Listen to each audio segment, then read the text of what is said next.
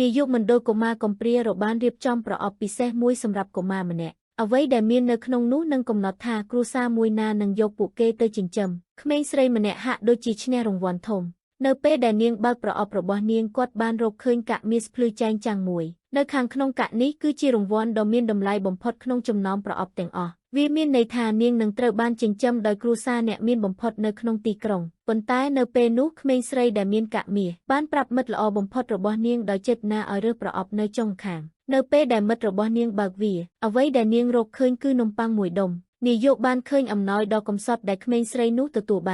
ានផ្ដល់ឱកាសឲ្យនាងជ្រើសរើសម្ដងទៀតប៉ុន្តែក្មេងស្រីនោះទូចថានាងសប្បាយចិត្តនឹងវានាងបានយកប្រអប់របស់នាងដោយស្ងៀមស្ងាត់ហើយត្រឡប់ទៅកន្លែងអង្គុយវិញក្មេងស្រីដែលចាប់បានកាក់មាសឈរចំអកយ៉ាងត្រជាក់ព្រោះនាងបានដឹងជាយូរមកហើយថាអ្នកណាដែលចាប់បាននំប៉័ងនឹងជិះមិនរួចនឹងត្រូវបានចិញ្ចឹមដោយគ្រួសារកសិករដែលមិនដឹងអ្វីក្រៅពីការភ្ជួររាស់ដីវាបានប្រែក្លាយថានាងគឺជាព្រលឹងដែលបានចាប់បដិសន្ធឡើងវិញនៅក្នុងជីវិតមុនរបស់នាងគាត់បានអង្គុយដោយស្ម័គ្រចិត្តជ្រើសរើសក្មេងស្រីនោះបានចាប់បានកាក់មាសហើយត្រូវបានចិញ្ចឹមដោយគ្រួសារអ្នកមាននាងបានក្លាយជានារីវ័យក្មេងដែលត្រូវបានគេស្រឡាញ់ច្រណែននឹងអ្នកទាំងអស់គ្នាខណៈពេលដែលនាងខ្លួនឯងបានចាប់នំប៉័ងនាងត្រូវបានគេយកទៅផ្ទះទ្រុឌទ្រោមដោយកម្មករចំណាក់ស្រុកមិនអាចទ្រាំទ្រនឹងភាពក្រីក្របានគាត់បានរត់គេចខ្លួនដោយសារតែការច្រណែនហើយការឈឺចាប់ដែលនាងបានសម្លាប់ក្មេងស្រីនោះដោយផ្ទាល់នៅក្នុងពិធីជប់លៀងខួបកំណើតរបស់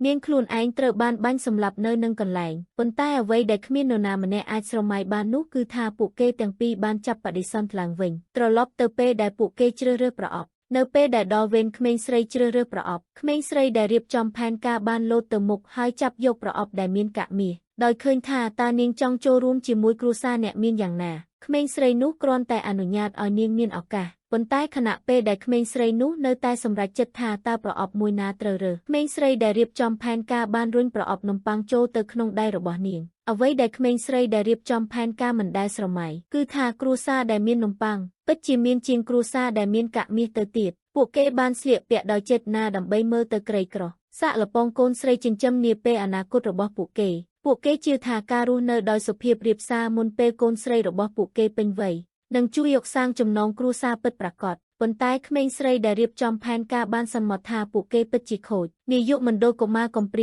មិនយូរប៉ុន្មានបាននាំកុមារទៅជួបឪពុកម្ដាយថ្មីរបស់ពួកគេក្មេងស្រីដែលរៀបចំផែនការបានកត់សម្គាល់ឃើញគូស្នេហ៍អ្នកមានភ្លាមនាងប្រញាប់ទៅស្វាគមន៍ឪពុកម្ដាយថ្មីរបស់នាងដោយសារតនាយកបានណែនាំប្រវត្តិក្មេងស្រីនោះទៅគូស្នេហ៍អ្នកមានភរិយាអ្នកមានហាក់ដូចជាពេញចិត្តនឹងក្មេងស្រីដែលចំហុយទន្ទឹមនឹងនេះក្មេងស្រីនោះបានចូលទៅជិតគូស្នេហ៍វណ្ណៈកម្មករដោយប្រុងប្រយ័ត្នក្មេងស្រីដែលចំហុយភ្លាមបានចំអកសម្លៀកបំពាក់ធម្មតារបស់គូស្នេហ៍ប៉ុន្តែក្មេងស្រីនោះបាននិយាយថានាងសប្បាយចិត្តនឹងត្រឡប់ទៅផ្ទះជាមួយពួកគេដោយឃើញថាក្មេងស្រីនោះផ្អែមល្ហែមយ៉ាងណាគូស្នេហ៍វណ្ណៈកម្មករបានផ្ទុះសំណើចយ៉ាងខ្លាំងដើម្បីរក្សាគម្រប់របស់ពួកគេថែមទាំងឲ្យកូនប្រុស2នាក់របស់ពួកគេផ្លាស់ប្ដូរសម្លៀកបំពាក់ដែលខូចហើយបានបង្ហាញខ្លួននៅក្នុងឡាន pick up ដែលត្រូវគេវាយដំដើម្បីនាំក្មេងស្រីនោះទៅផ្ទះក្មេងស្រីដែលរៀបចំផែនការបានចំអកថាមិនអាចទិញឡានសមរម្យបានផ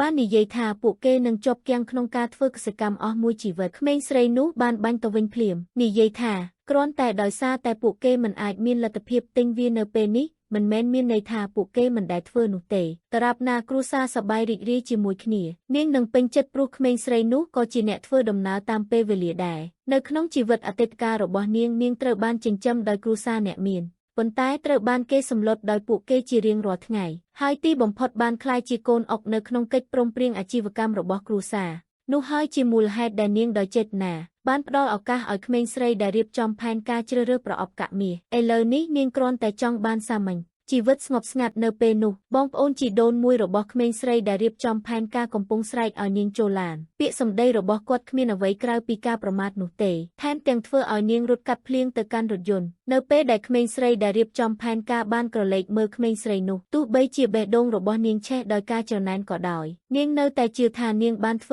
ការជ្រើសរើសត្រឹមត្រូវមិនយូរប៉ុន្មានគ្រួសារបាននាំក្មេងស្រីនោះទៅផ្ទះដែលពួកគេបានទិញដោយសម្ងាត់មុននេះខណៈពេលដែលបងប្អូនប្រុសទាំងពីរព្រួយបារម្ភថានាងប្រហែលជាមិនមានអារម្មណ៍ស្រួលក្មេងស្រីនោះបាននិយាយថានាងពិតជាស្រឡាញ់ផ្ទះរបស់ពួកគេណាស់បុគ្គលិកលក្ខណៈចុះផែនដីរបស់នាងបាននាំគ្រួសារទាំងមូលមកជាមួយគ្នាភ្លាមដោយឃើញថាកូនស្រីចិញ្ចឹមរបស់ពួកគេគិតគូរយ៉ាងណាម្ដាយបានទាញនាងមកជិត បានសុំឲ្យនាងយកនំប៉័ងដែលនាងបានជ្រើសរើសកាលពីម្សិលមិញហើយប្រាប់នាងឲ្យបំបែកវាជាពាក់កណ្ដាលនៅខាងក្នុងគឺជាបន្តោងគុជគ្មានកំហុសក្មេងស្រីនោះគិតថាអំណោយនោះមានតម្លៃពេកនាងបានព្យាយាមបដិសេធវាភ្លាមឪពុកបាននិយាយថាវាជារបស់ដែលជីដូនបានបន្សល់ទុកហើយបងប្អូនប្រុសទាំងពីរនាក់ក៏មានដែរក្រឡេកមើលមុខឪពុកម្ដាយដ៏ស្មោះរបស់នាងក្មេងស្រីនោះបានទទួលយកបន្តោងគុជអ្វីដែលនាងមិនបានដឹងគឺថាបន្តោងគុជនេះនឹងផ្លាស់ប្ដូរជីវិតរបស់នាងទាំងស្រុងពេលឆ្នាំបានកន្លងផុតទៅក្មេងស្រីនោះកំពុងធ្វើការដឹកជញ្ជូនបន្លែជាប្រចាំទៅភោជនីយដ្ឋានមួយ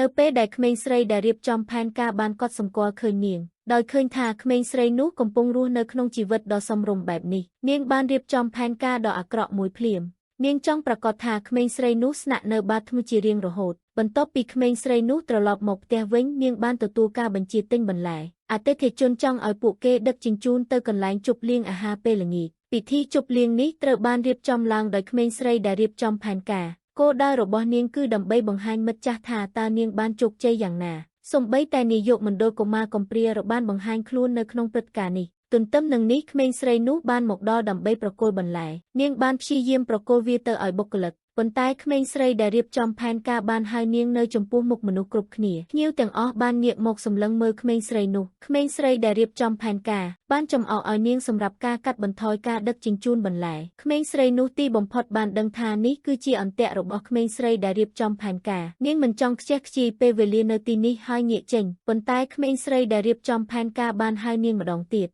ដោយប្រកាសថានាងក៏ធំធាត់នៅក្នុងសាលាមណ្ឌលកុមារកំព្រាដែរចាប់តាំងពីនាងនៅទីនេះរួចហើយនាងត្រូវតែបរិច្ចាគដល់ព្រឹត្តិការណ៍សប្បុរសធម៌យប់នេះហើយបានប្រកាសថានាងនឹងបរិច្ចាគ$3 លានដើម្បីសាងសាលាមណ្ឌលកុមារកំព្រាឡើងវិញនាយកសាលាមណ្ឌលកុមារកំព្រារំភើបចិត្តភ្លាមប្រញាប់អរគុណក្មេងស្រីដែលរៀបចំផែនការប៉ុន្តែក្មេងស្រីនោះមិនអាចរកលុយបែបនោះបានទេគាត់បានព្យាយាមបរិច្ចាគបន្លែដែលនាងបាននាំមកប៉ុន្តែនាយកបានងាកជ្រមុះរបស់គាត់ទៅរកពួកគេនៅពេលនោះភ្ញៀវម្នាក់បានកត់សម្គាល់ភ្លាមបន្ទង់គុជរបស់ក្មេងស្រីនោះមើលទៅដូចជាមរតកគ្រួសាររបស់សៀវគាត់បានទូរស័ព្ទទៅលេខាសៀវភ្លាមលេខាបានរាយការណ៍ពីស្ថានភាពនេះទៅសៀ